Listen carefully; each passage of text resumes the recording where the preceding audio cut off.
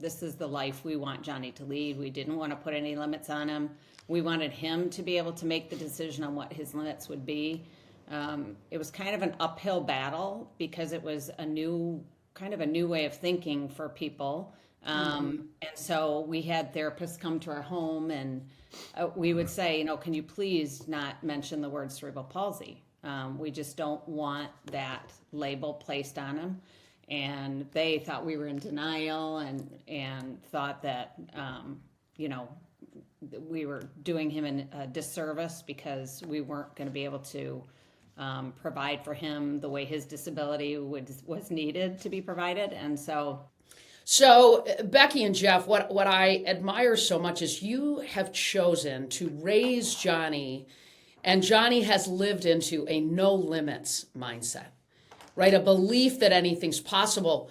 Can you get me a little bit, rewind the tape relative to what did that look like, framing that mindset up, that belief system? Well, Johnny was our firstborn, so we didn't know what we didn't know, right? So when they told us that he had cerebral palsy, Jeff and I wanted to know everything we could about cerebral palsy. We wanted to start him out the right way, we thought, and we got some great advice from the neonatologist at the time. And he said, I can give you the books. This was pre-internet, so it's dating us quite a bit. But he said, I can give you the books that you want to read about cerebral palsy, and you can study up on it and learn about it. Or you can just love him like he's your son and take it day by day. And that's what Jeff and I chose to do. We walked out of the office and said, this is the life we want Johnny to lead. We didn't want to put any limits on him.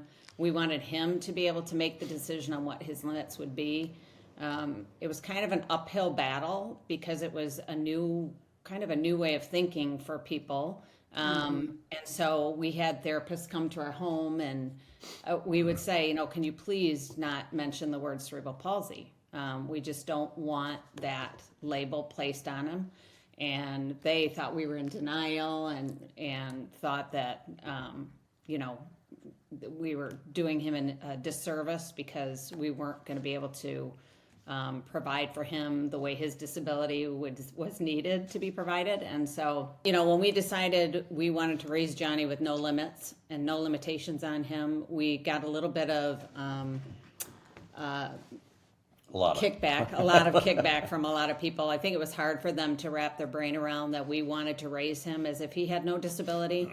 And so when the therapist would come to our home, or we'd go visit the doctors for the numerous visits that he had, we would say, can we just do us a favor and not mention that he has cerebral palsy? We just didn't want to place any label on him. We wanted him to be old enough to be able to decide what his limitations were going to be. And so it was very important for us. A lot of people thought we were in denial, which Jeff and I kind of looked at each other and then we laughed because, it's kind of hard to be in denial when you live with somebody with a disability every day and you see what his challenges are. But we felt strongly that was going to be the best path for him. And so that's how we chose to raise him with. Yeah, and the whole thing was not being in denial, but it's not putting limitations on him. So it wasn't like we laid him on the floor and said, hey, if you want to eat, figure out a way to get in the chair. But it was, if you need to get across the room, you can figure out a way to do it, whether it's army crawling or whatever.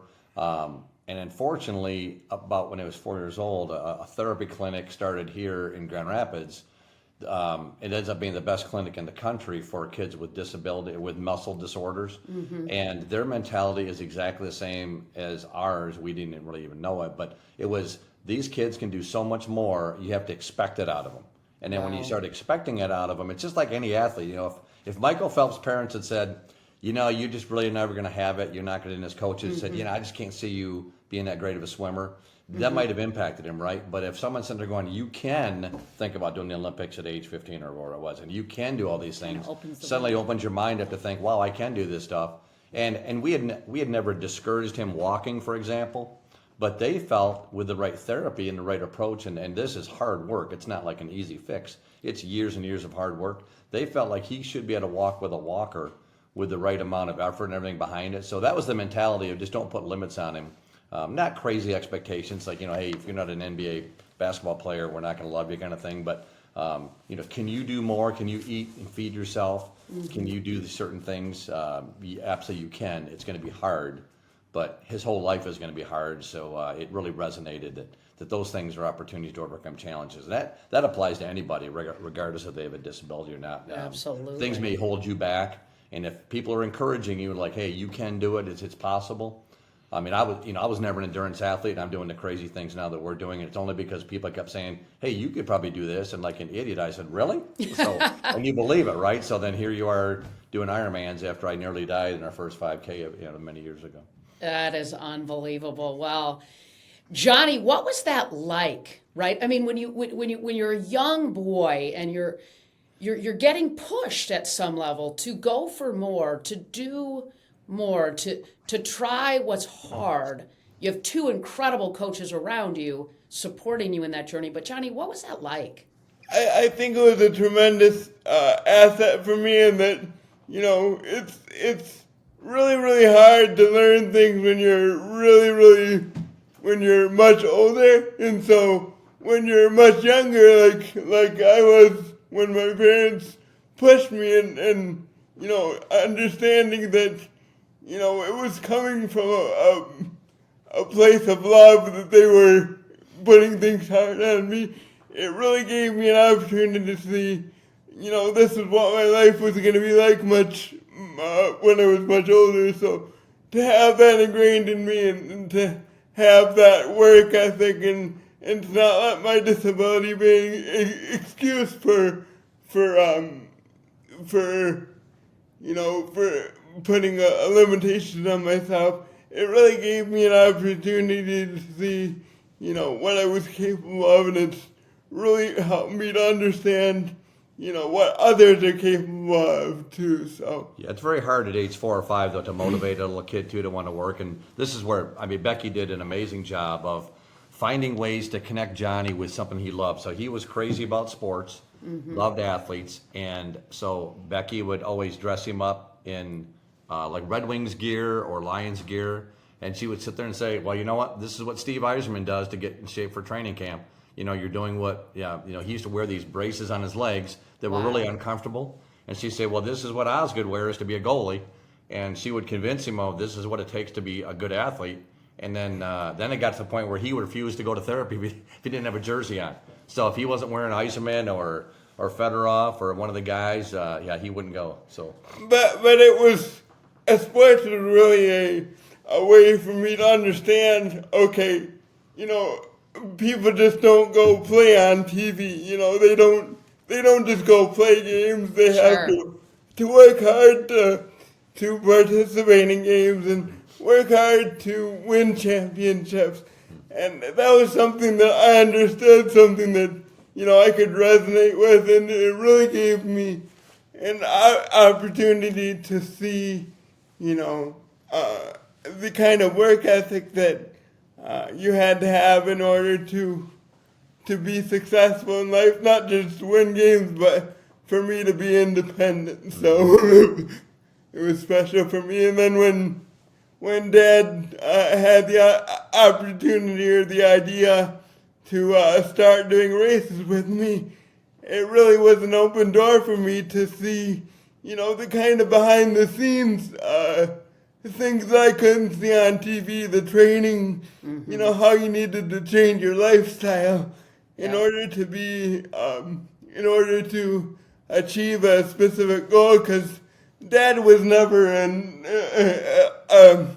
triathlete, but he was dedicated and molding himself to become, to have the building blocks necessary to become an endurance athlete. So it really gave me an opportunity to see the stepping stones to become something. So yeah, and it's so much mindset, isn't it, Johnny? I mean, it's a mindset of what's possible, and boy, it sounds like your mindset and your folks' mindset around believing what's possible is so inspiring, without question. Yeah, it really I thought that coming into it that sports was all physical, right? Right. They have all these athletes. They have physical obstacles in front of them, but it's really all mental. Sure. Just having the right mindset to go at these people and really understand, what you're capable of. Yep. And for me, I really understood that, if you're going to have physical challenges, you need to have the right mindset first, because the brain is the most powerful tool in the body. And so for me, it's just all about, coming at it with the mindset of, you are capable of so much more than you think you can. Yeah. And so. And you have shown the world that. And, I'm curious, Jeff, when did you start competing in events with Johnny? I mean, I've heard you say that you didn't really like running. And I hear you on that one, man. You're a baseball player. Baseball players don't like running in general, right? You run sprints, and it wasn't like I was athletic. So, I know you interviewed John Smoltz before. That guy who could pick up any sport with no training, he was an unbelievable athlete at every sport. I was not. I was an athlete because I could throw really hard. And so I didn't like to run, bike, or swim. And in our first 5K, our second 5K actually, I was getting beat by an 80-year-old power walker for 2 miles. And she was, could have been an Olympic power walker in her day, but she was 80 years old. So it showed, I hadn't trained at all. I never ran more than 2 miles before we started doing 5K races. And I kind of thought, well, 5Ks would be enough. We'll do those and then be done with it. But it's one of those things where you can see with the right motivation, you really can do what people deem as being extraordinary things, because I never would have dreamed of being an Ironman, let alone anything we've done. So it's extraordinary. But with the right motivation, in my case, is Johnny, and a lot of people have been motivated and inspired by what he does to do their own stuff. But you just got to find what motivates you, and you can do some pretty extraordinary things. And how did it evolve from 5Ks to triathlons and Ironmans? Get me inside of that. Well, it's all about having the right people around you. I think, for us, we developed, we have this run group in Michigan called the Run GR, and they really taught us, that if you can do a 5K, you can do a 10K, and if you can do a 10K, then you can do a 25K, and they just kept building us and understanding, the right tools to help us. That helped us with running. Understand what was possible. Yeah, that helped us with running a lot. But then there's a group called My Team Triumph. It's a nationwide organization now, but it started in Grand Rapids, and it was a bunch of triathletes. They wanted to give kids like Johnny the full race experience of being in a triathlon, where they would take them, pull them in a boat, pull them in a chariot behind a bike, and then push them with a jogger for for the race, the running part. So they would go through that whole cycle with these kids, and Johnny did one, and unfortunately at the time he had 3 stud athletes, so he was leading the race with 3 guys pulling this kid behind him for about 2/3 of the race, so they were just unbelievable. But he got hooked on the sport, and he just loved it. And so after a couple of these events, I thought, well, I wonder how hard like a small sprint triathlon would be. And it turns out it's horrible, but especially when you're unprepared. But it got us into the world of triathlon, and it was a sport that Johnny could do. Now, granted, later on he wanted to be even more active in doing things, but he could participate and get the full race experience as much as someone in a wheelchair possibly could. So that's kind of how we got started in the sport. It was very humble beginnings, for sure. Because for me, wheelchair sports wasn't really an option for me, because I could only use one hand appropriately, and so we like to have the joke that I could only spin in circles if I played wheelchair basketball. So under the basket, so it wouldn't be really helpful. So endurance sports was really the open door for me, and just being out there with all the athletes really shows me, I'm capable of doing so much more. When I see all these other athletes pushing themselves, pushing their bodies past their limits. It really shows me, you know, what am I capable of doing and how can I be better. So it's really so much more than just a medal for me. Yeah, it really was an evolution. So to go from these smaller triathlons and smaller runs, we started going further and further. And kind of each time, when I finally ran 10 miles once with him, I said, I've hit my physical peak. I cannot do anymore. That's it. And then someone in our run group said, well, you've done 10 miles. You should think about doing the 25K, which is 15 and a half miles. We have the biggest 25K in the country here. And it's one of those things where you go, wow, do you think I really could? And they said, yeah, then I did that. And they go, well, you should think about doing a marathon. So as I was evolving and people pushing me saying, hey, you could do more, Johnny was sitting there listening to it all, taking it all in. And I know he'll probably talk about this more later, but there's when he got inspired that he decided he was going to walk a mile in a race himself. And so he can talk about his feelings on that a little bit more. But that just kind of opened the door for a lot of things where they got picked up by ESPN that he had walked this mile. They filmed him in a race doing a mile. It was just a huge thing for us. And then NBC and Ironman saw us and they knew we did triathlons. So they came along and said, hey, how would you guys like to do the Ironman World Championship in Kona, Hawaii? This was back in 2016. And it's one of those things where sometimes you get caught in your own, pumping somebody up or agreeing that, trying to push somebody because as imagine we've been telling Johnny his whole life, you can't let obstacles stand in your way. You got to take on challenges. Yeah. Opportunities come up, you got to get after it. And Always try. I didn't like to swim in lake water, let alone in the ocean with sharks and jellyfish. Sure. And I wasn't a long distance triathlete at all, but we had told Johnny all these things, right? So how do you say no? And you got to say yes to the opportunity, even though we were horribly ill prepared for it. But we said yes to the opportunity because of we told Johnny his whole life you can't give up and you can't ignore opportunities. So we kind of I talked myself into having to do the Ironman World Championship with Johnny. It was an unbelievable experience, Wow. And it led to a lot of things, but we call it our successful failure. But I'm sure we'll talk about some of the things that evolved from that. Absolutely. Well, and you've done more than 200, I think, right? Including 5 marathons and more than 30 triathlons? Oh, yeah. Yes, ma'am. Yeah. I mean, after the first half Ironman, I remember Jeff sitting on there was a chair next to the finish, and he was sitting there and just absolutely depleted. And he said, I'm done. I cannot do anymore. And Johnny would always give him this puppy dog look. Jeff would be like, oh no, here we go again. See what's coming, yeah. So, yeah. well, and obviously, I mean, this level of endurance takes such incredible physical, as you've alluded to, and mental resilience. It's mind-blowing to me to consider that. I've done a sprint triathlon, a couple of them, but let me tell you something, man, the Kona deal and these it's a whole nother level, right? And I want to dig into that. Okay. But get me inside of what it looks like with Johnny. I mean, I've seen it, but I want to make sure relative to pulling him, all of the things that happen when you two together compete. Yeah, so it's we use a kayak that he sits in for the boat. Okay. It's actually the swimming is the easiest part of the three, if you can imagine. You're pulling a boat behind you, but there's probably 3 to 5% drag in the water, so it's not horrible.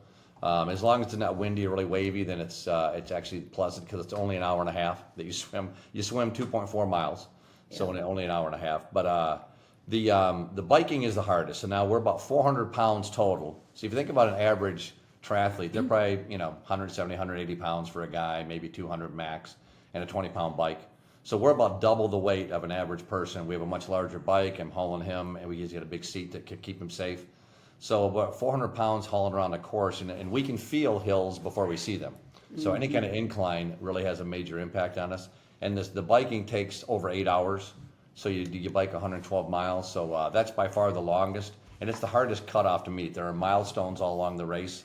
Of the 17 hours you have to do the swim in a certain time, the bike in a certain time, and the run by a certain time. So it's really hard to get through the biking, but if you do, then you put him into a jogger and push him in the jogger to do the marathon run at the end. So there's a lot to it and a lot of, obviously a tremendous amount of training, but a lot of weight we're hauling around. And weather conditions impact you a lot. If it's windy, Sure. If the course is hilly, like in Kona, it's windy, it's hilly, it's hot. All of the above. Yeah, all the above. So that's why they call it the most brutal one-day endurance event on the planet, and it Yeah. is. And Yeah. it's as stupid as it sounds, but And I like chocolate, Molly, so it doesn't help us at all. So I experienced the full experience of an athlete, like as well as dieting too. Yeah, right. So exactly. How do you feel, Johnny, when you're in the boat, when you're being pulled, when you're being pushed? How do you feel?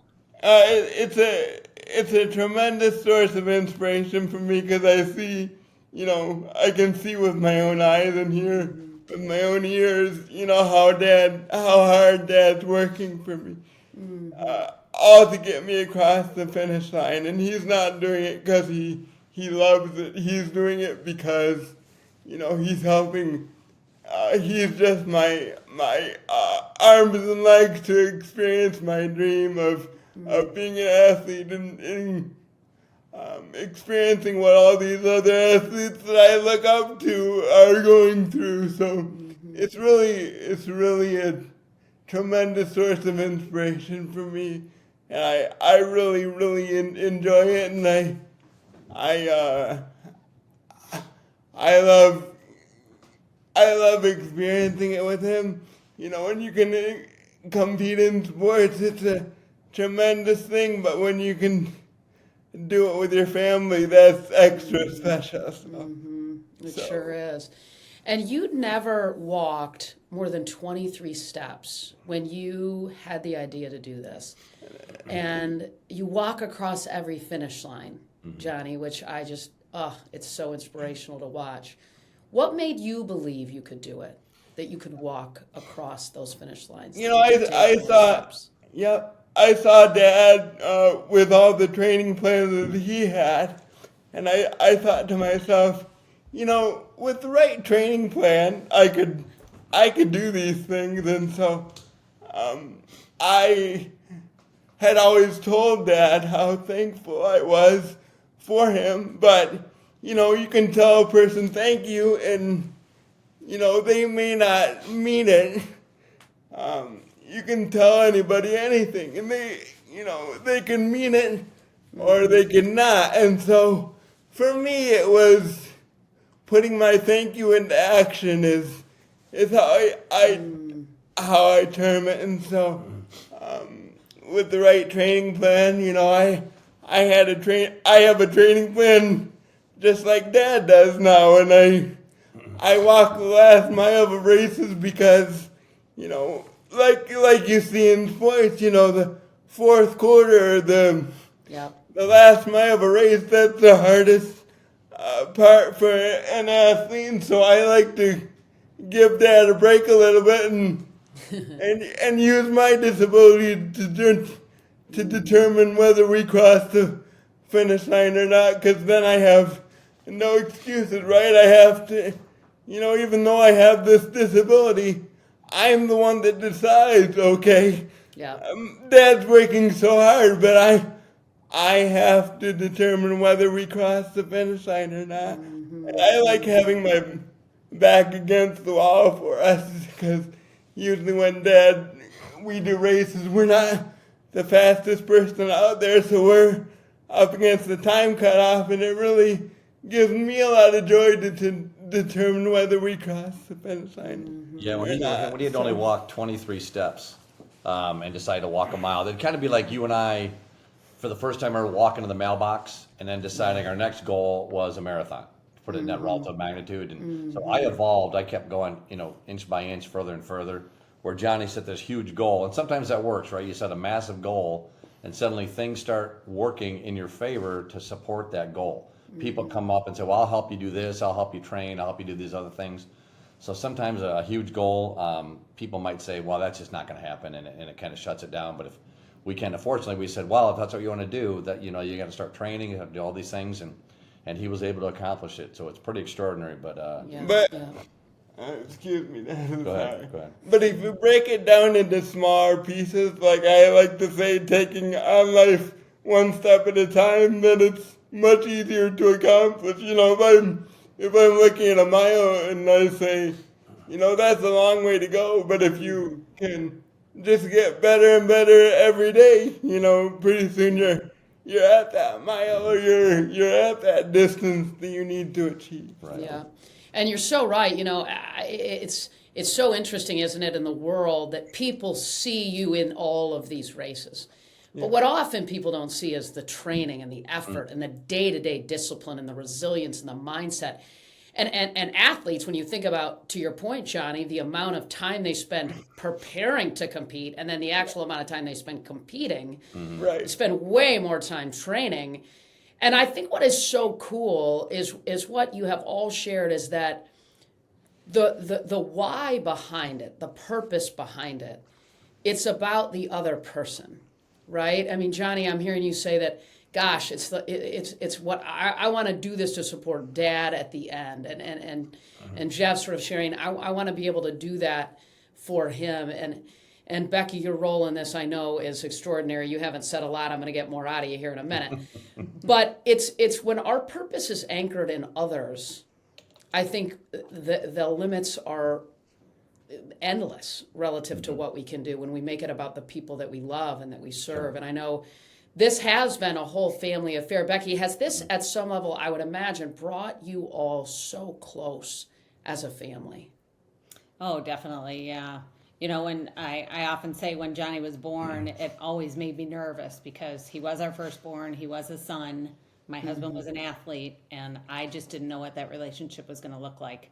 And it made me nervous, to be honest. And I approached Jeff with it one time when Johnny was a baby, and I said, "What's that going to look like for you?" And he said, "You know what?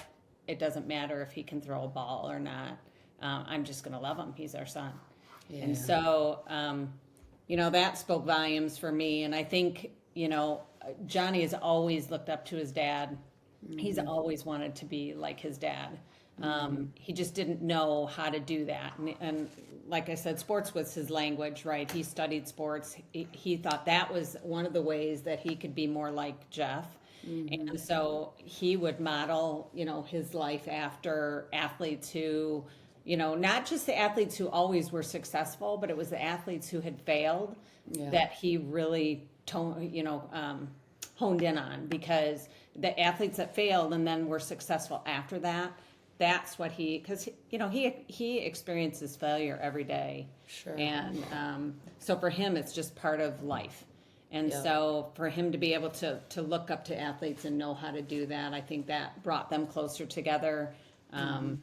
It's been a gift, really. And Mom is the one that gives me the positive attitude. She's had several instances in her life where she had every opportunity to be negative and approach it differently, but Mom has this positive mindset, and she knows the right words to say if I'm really struggling.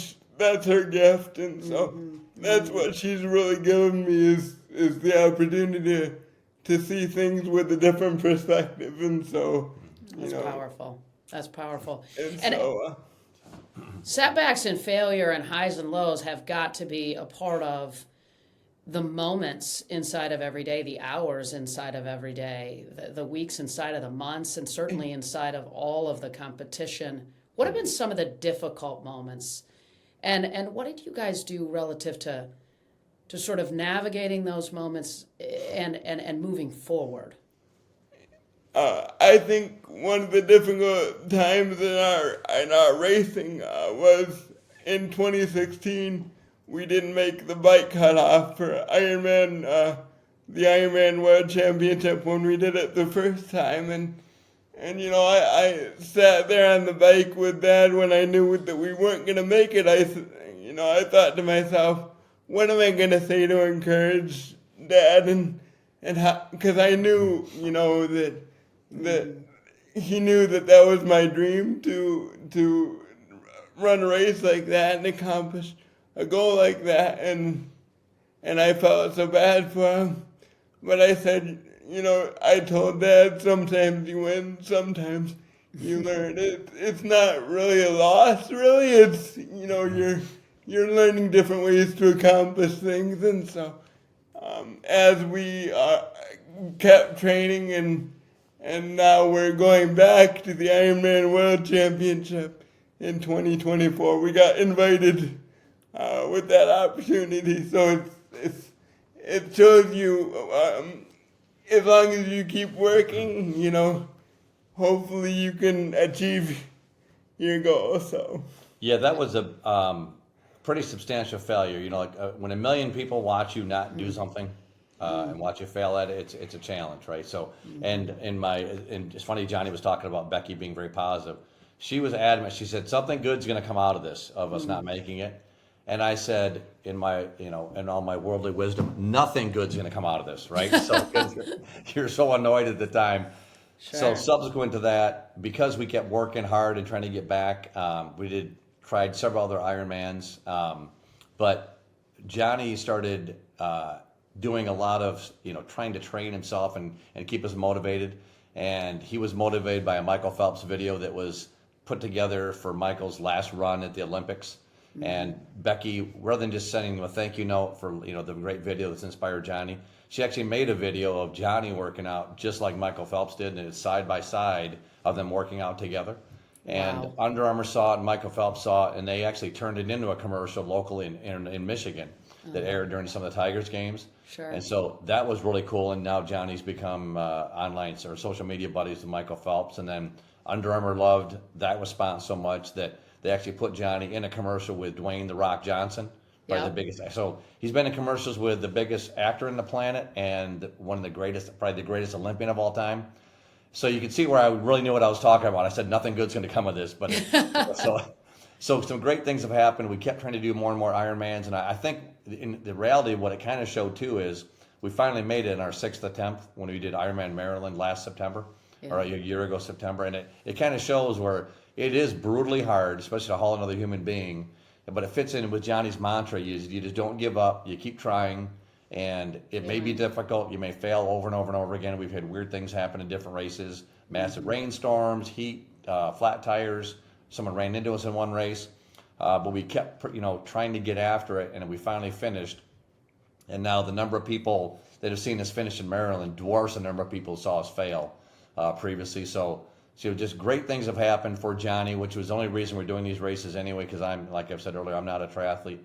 This is not what I would predict. You are a triathlete, by the Well, way, I Jeff. am now. Like you I am are now. now. No intentions. for I sure. hate to tell you, man, Yeah. but you are. Surprise. But it was all for Johnny. So the reality is Right. everything worked out absolutely perfect for Johnny. And I was horribly wrong early on at what ended up happening. And now we get invited back to Hawaii for the Ironman World Championship in 2024, like Johnny said. And it was actually announced to us by Peyton Manning, one of Johnny's favorite players, Yeah. that we were going. So just crazy positive things have happened that never would have happened. If we made it the first time through in Hawaii, people would have said, oh, how hard can it be? The guy was an athlete. It's not that big a deal. And it kind of meant nothing. But the failure after failure of not having it work really fits in with Johnny's whole mantra and his whole concept His whole of life. his whole life of you got to keep working hard and then good things will happen along the way that may not have been the outcome you wanted, but it could be so much better than anything you would have dreamed of. And that's kind of where we're at now. Well, and the Ironman mantra is anything is possible, right? Anything is possible, which, Johnny, it really sounds like that's your mantra, my man. And I just have to add, those two guys got to be in a commercial with Johnny Agar, not Johnny Agar got to be in a commercial with those guys. thank you, Molly. But it was, racing is really, my happy place, and I love being around everybody because, if you're only a product of who you're around, so all those people, the racing community, if you've ever been a part of a race or seen a race before, they're such positive people, and I really need that around me, and, it's what I grew up with, as you can probably see, and so, I really love being able to race and hopefully use that to inspire people along the way. So Yeah. it's really been wonderful. So. Well, and I can imagine, as you prepare and train for 2024 Hawaii, That's not cheap. Tell me, and I'm so excited because Team Agar to Kona is a website that I found where a friend of yours created, correct, to help raise money for your venture over to Hawaii. And tell me, I mean, we need to fill that bucket up, right, in order for you to go and compete over there and live this out.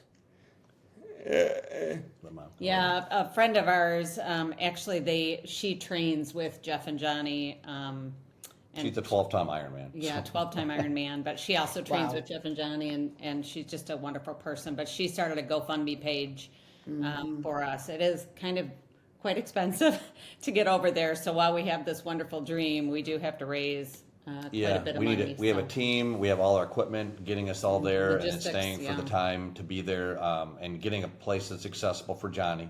Yeah. And something's not that far away for him to get around and get to the locations. And everything. It's insanely expensive. Yeah. It'll be upwards of $85,000 when all is said and done. So it's not a cheap venture for sure. Well, we have a lot of listeners, and Team Agar to Kona is where people can go to the GoFundMe page to donate. And I want to fill. We got to fill that bucket up, man. And Impossible Miles. So your book, I mean, this book is fantastic. And, my mom is the one that really was able to bring you forward to share your story with me, which was so inspiring. And I know you know my mom, who is my hero, Johnny, like Becki is to you, as is my dad. So I feel connected to you in that regard. But your book is fantastic. Tell me a little bit about what inspired you to write Impossible Mile. So when I was in college, I had a little bit of professors telling me, I should write a book about my life, and so, I was always training and racing with Dad, and so the book was my opportunity to do something with Mom. I was homeschooled, and so Mom was always my writing buddy, because it was hard for me to type on a computer, so I would often dictate my papers to her, and so we got an opportunity to write together. It was really, really special to hear, her perspective on how she approached my life, and maybe she heard some things from me that, she had never heard of before, or my approach to life, and so it was really something special that we could do together, and the book really helped a lot of us to experience a lot of things together, and the book is really about taking on life one step at a time. Yeah. Depending on how hard even though your challenges are really difficult, we all have our own version of what hard looks like, and it's all about taking on your challenges, and so. Yeah, and Becky's a phenomenal author. So a lot of the book is about Johnny's early life, when he doesn't remember it all, but Becki had written so many notes over the course of his life. And I remember thinking, because I write a lot for business, and I feel like I'm a decent writer, and I thought, well, I'll help her write this book, right? So I read the first chapter, I go, yeah, you don't need any help. So I'm glad I didn't offer, because I would look like an idiot, because I read the first chapter. It was unbelievable. So she really is talented. I didn't even pay him to say that. No, she's really talented, and it shows through in the book. And in fact, the editor from the publisher kept saying, "Are you sure you've never written before?" Because it was unbelievable. Yeah, and it is no small feat, is it, Becki? Pushing out a book, it's a little bit like pushing out a baby. Yeah, right. It was a great opportunity, though. We had a lot of people, when Johnny started doing motivational speeches, we had a lot of people that would come up to us and say, we want to know more. How did you go about, what was your train of thought, that type of thing. And so we always knew we wanted to write something. Johnny loves being able to encourage people. I mean, that's what he loves to do, and give back to people, because he finds so many people that inspire him that, so the book was just a natural progression for us to be able to write something to help others, right? Well, and the three of you tour together on the speaking circuit at some level, right? And share your story, which is such a powerful thing. Johnny, I know that you have stood in front of, well, I guess I should say, I'm going to have my editors cut that out, but you have been in front of some incredible audiences all over the country and made such an incredible impact. And the three of you do that together, right? And share your story together and inspire folks. Johnny, do you love that? I love it because, not only do people get my perspective, but they also get my parents' perspective. And sometimes it's hard for people to relate to me, but, when I can, when people can relate to being a parent, and it's special for me to have my parents with me because they're a big part of my story, and so, they sure are. and it's really special for me to see that my story makes an impact, and so when people say that I'm an inspiration, in reality that inspiration comes right back to me, and it's 100-fold. To me, so it's really the fire that keeps my engine burning. So, And I think it gives perspective for anybody in the audience. Most people are either a mother or father, or they have siblings or whatever, and so they can hear from different perspectives about the challenges that we've all overcome together. But I find a lot of times fathers, especially, seem to be in a situation where this, the child, especially if they have a special needs child, it wasn't exactly what they were expecting, wasn't what they're hoping for. And you can kind of look at Johnny's story and say, well, yeah, we could have had a lot of self-pity and say, well, this is, really going to be difficult and everything. But the reality is it's his life. It's not, it's not like it's happened to us. And if you make the best of it, you can see, we're doing things we never would have dreamed of doing. Right. That, had Johnny been totally able-bodied, it'd have been a whole different life. And so he looks at what the situation he's in as a blessing, and he is able to inspire people. But for us, we're able to share with other parents that our kids are going through whatever. It may not be a disability, could be some other problem. We can kind of share our perspective. Well, and I beyond the discipline and the resilience and the mindset, the thing that I think is so powerful too is you're present. You're present with your son. And we live in a world where there's so much coming at so many parents today. And there's so many distractions, and being present is harder than ever, but it matters so much. Yeah. How has Johnny inspired you to be better parents and be so fully present with him and his life every day? Well, for me, when he gets up in the morning, he experiences failure, right? So everything for him is extremely hard. And so when I find that I have challenges in my life, or, just daily, everyday things, it's really hard for me to complain when I see my son, Sure. doing the struggling and overcoming what he has to, and the patience that he has is just incredible. I watched him the other day open a Halloween candy, and it took him probably 5 minutes. I'm not kidding, just to open up that candy wrapper.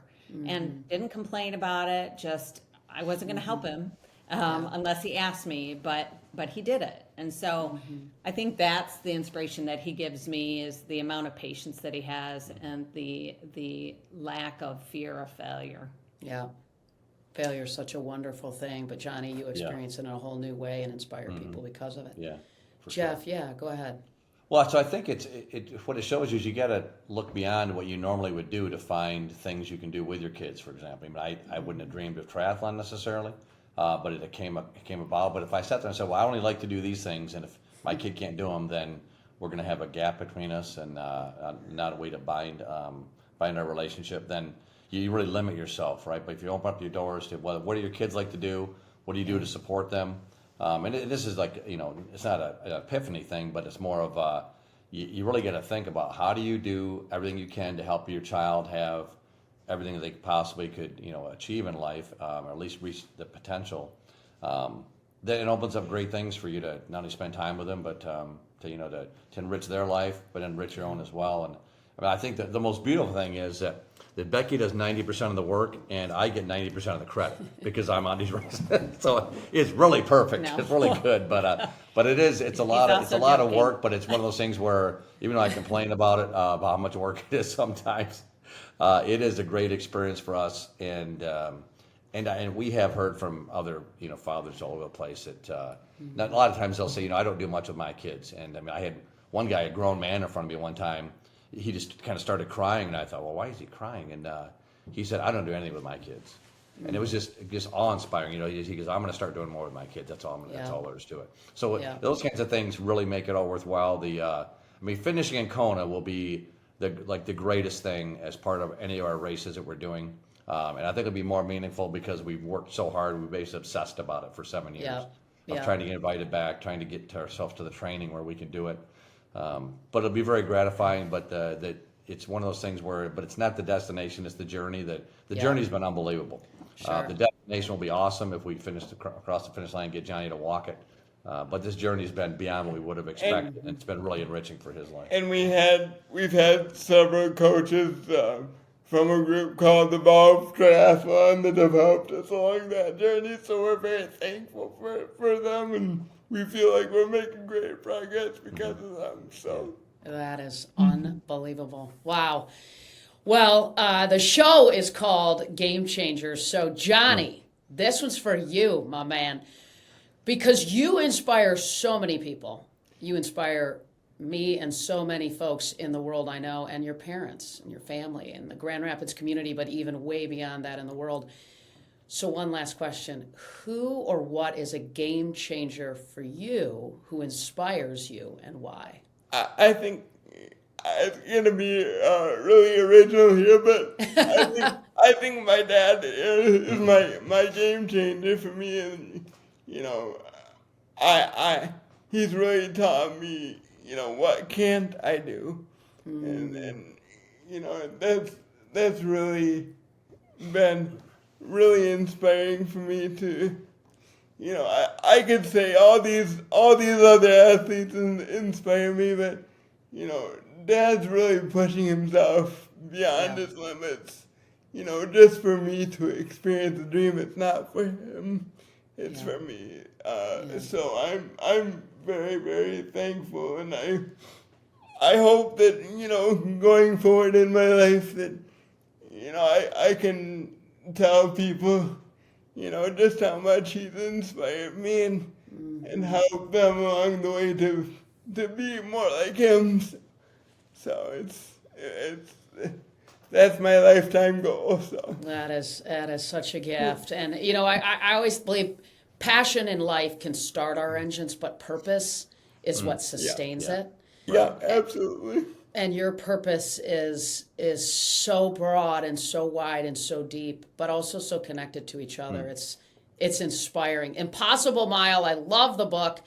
Johnny, Team Agar to Kona. Let's go. I'm thinking, let's go, baby. Let's go, baby. Maybe I can be your sag wagon out there or something. Yeah, you know what I'm Hey, saying? come on. We have a ton of people that are going to go from this area. we'd So love to have we'd you. love to We'd have love you. to have you, and your mom too, and everybody too. So. Oh, hey. And even your brothers who aren't as much of a favorite as you for your mother, so they can Jeff, now you just hit it out of the park, brother. Thank you, my man.